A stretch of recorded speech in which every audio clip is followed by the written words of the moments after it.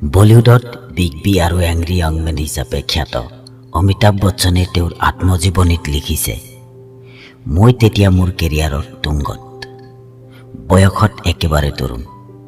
এদিন বিমানযোগে যাত্ৰা কৰিছিলোঁ।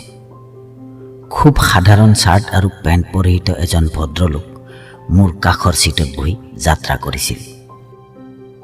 প্ৰথম দৃষ্টিতেই তেওঁ শিক্ষিত আৰু খুব মাৰ্জিত এজন মধ্যবিত্ত ব্যক্তি বুলি চিনিবলৈ কোনো অসুবিধা হোৱা নাছিল। অন্য সহযাত্ৰীসকলে মোক চিনিব পাৰি খুব উৎসাহিত হৈ অটোগ্ৰাফ বিচাৰি ভিৰ কৰিছিল। বিমানখনত মোৰ উপস্থিতিক লৈ খুব হৈচৈ হ'ব ধৰিছিল। ময়ো আনন্দেৰেই যিমান দূৰ সম্ভৱ সকলোৰে ইচ্ছা পূৰণ কৰাৰ চেষ্টা কৰি গৈছিলোঁ। যিমান সম্ভৱ সকলোৰে সৈতে কথা পতাৰ চেষ্টা কৰিছিলোঁ।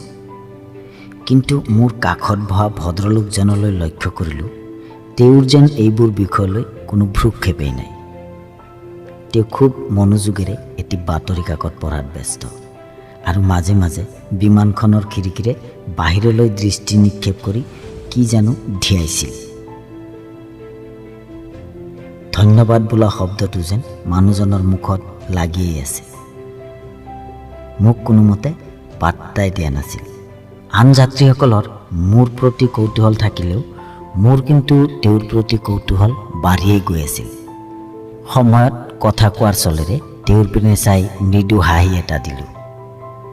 তেওঁ এটা সৌজন্যমূলক হাঁহি উভতাই দি ক'লে, হেল্ল'। আৰু ইয়াৰ পিছত কিছু সৌজন্যমূলক কথোপকথন আৰম্ভ হ'ল দুয়োজনৰে মাজত। মই নিজৰ তৰফৰ পৰাই তেওঁৰ সৈতে চিনেমাৰ প্ৰসংগ উত্থাপন কৰিলোঁ। ভদ্ৰলোকজনক সুধিয়ে পেলালোঁ, আপুনি চিনেমা চায়নে? তেওঁ উত্তৰ দিলে, চিনেমা চোৱাৰ সিমান এটা সময় সুযোগ হৈ নুঠে, মাজে মাজে চোৱা হয়। অন্তিমখন চিনেমা চোৱা এবছৰৰ বেছি হৈছে। এইবাৰ মই নিজেই তেওঁক জনালোঁ, সেই চিনেমা ইণ্ডাষ্ট্ৰিতেই মই কাম কৰোঁ।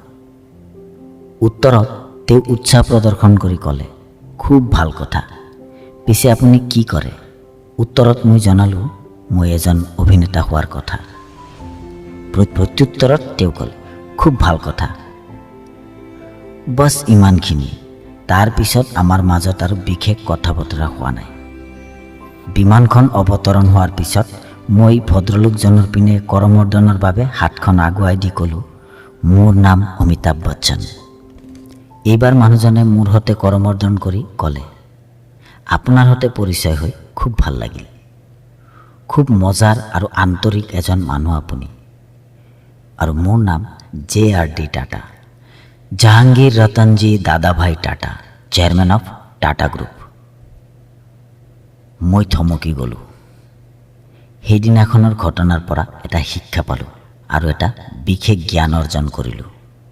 যিমানেই ডাঙৰ নহওক কিয়, মোতকৈও ডাঙৰ কোনো এজন আছে, কিন্তু যাৰ দৃষ্টি সদায় মাটিৰ পিনে থাকে, যাৰ কোনো অহংকাৰ নাই। আপোনালোকে যদি আমাক ফেচবুকত চাই আছে তেতিয়াহ'লে আমাৰ পেজ লাইক কৰিব পাৰে, আৰু যদি আমাক ইউটিউবত চাইছে তেতিয়াহ'লে আমাক ছাবস্ক্ৰাইব কৰিব পাৰে।